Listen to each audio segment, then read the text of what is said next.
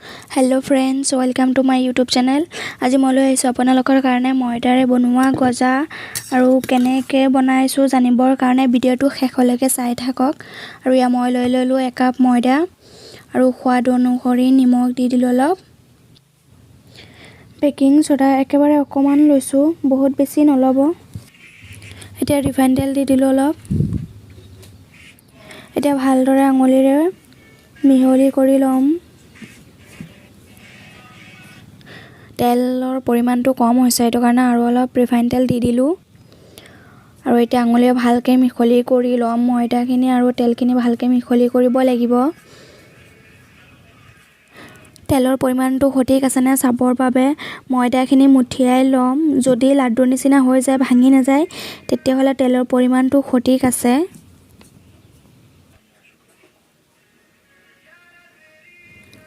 এতিয়া ঠাণ্ডা পানী লৈ অলপ অলপকৈ মুঠি লম, একেবাৰে কোমল হ'ব নালাগে। এতিয়া অলপ অলপ পানী লৈ মুঠি লম। পানী একেবাৰতে নিদিব, কাৰণ গজাৰ কাৰণে ডোটো টান হ'ব লাগিব। এইটো বহুত সময় মুঠিব নালাগে, এনেকুৱা ডো এটা হ'লে হৈ যাব। ডোটো বহুত সময় ৰাখিব নালাগে। এইখিনি আঙুলিৰে হাতৰ তলুৱাৰে হেঁচি হেঁচি বহলাই ল'ম। তাৰপিছত মাজত দুভাগেৰে কাটি ল'ম আৰু এনেদৰে জইন লগাই দিব চাৰিওফালৰ পৰা। ভালদৰে বন্ধ কৰিব যাতে ফাক থাকি নাযায়। মাজৰখিনিও ভালদৰে প্ৰেছ কৰি ল'ব। এই কামটো অলপ সময় লৈ কৰিব। যদি এইখিনি ভালদৰে বন্ধ হৈ নাযায়, তেতিয়াহ'লে লেয়াৰ দুটা পিছত ভজাৰ সময়ত খোল খাই যাব। পুনৰ এনেদৰে কাটি লৈছোঁ আৰু এনেদৰে ভালদৰে বন্ধ কৰি ল'ম। মাজৰখিনিও হেঁচি হেঁচি বন্ধ কৰি ল'ম। এনেদৰে প্ৰায় 6-7 বাৰমান কৰি ল'ম। এইটো এতিয়া সমানে কাটি লওঁ। প্ৰথমে মাজতে কাটি লৈছোঁ এইটো। আপোনালোকে যেনেকুৱা ধৰণৰ শ্বেপ ভাল পায় তেনেকুৱা ধৰণৰো দিব পাৰে। এতিয়া মই পিচ পিচ কৰি লৈছোঁ এনেকৈ। ইয়াৰ পিচবোৰ বেছি ডাঙৰ নকৰিব, কাৰণ আপোনালোকে এতিয়া যিটো পিছত কাটিব, তেলত ভাজিলে তাৰ ডাবল সাইজ হৈ যায়। এয়া গোটেইখিনি কাটি হৈ গ'ল। এতিয়া এইখিনি ভাজিবলৈ আমাৰ ৰেডি হৈ গ'ল।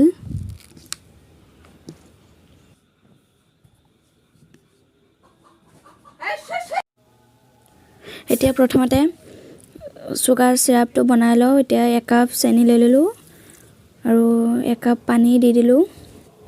গেছটো এতিয়া মিডিয়াম কৰি চুগাৰ চিৰাপখিনি বনাই ল'ম। আৰু চুগাৰ চিৰাপখিনি অকণমান আঠাকৈ বনাব লাগে, ইমান ডাঠো নহয়, ইমান পাতলো হ'ব নালাগে। এতিয়া ৰিফাইন তেল গৰম কৰি লৈছোঁ। তেলখিনি গৰম হৈ গ'ল এতিয়া। তাৰপাছত এটা এটাকৈ গজা দি দিলোঁ তেলত।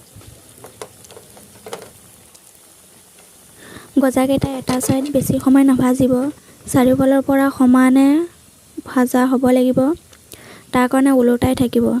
ইয়াত দেখিছেনে বহুত ফুলিছে আৰু অলপ ফাটিছে ছাইডৰ কেইটা।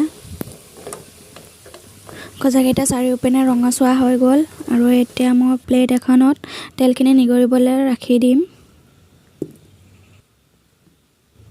এতিয়া গজাকেইটা চুগাৰ চিৰাপত দি দিছোঁ। প্ৰায় 1-2 মিনিটৰ কাৰণে ৰাখি দিম। চাৰিওপিনে ভালকৈ ওলোটাই দিম। ট্ৰাই কৰি চাবচোন, বহুত ইজি ৰেচিপি হয়, খায়ো ভাল পাব আৰু সময়ো বেছি নালাগে বনাব। ট্ৰাই কৰি চাব। আজি ৰেচিপিটো কেনেকুৱা লাগিল কমেণ্টছত জনাব। 2 মিনিট পিছত গজাকেইটা তুলি লৈছোঁ আৰু মই গজা ভাঙি দেখুৱাইছোঁ। আৰু আজি ভিডিঅ'টো ইমানে। Like, comment, share and subscribe কৰি দিব। আজিলৈ বাই বাই।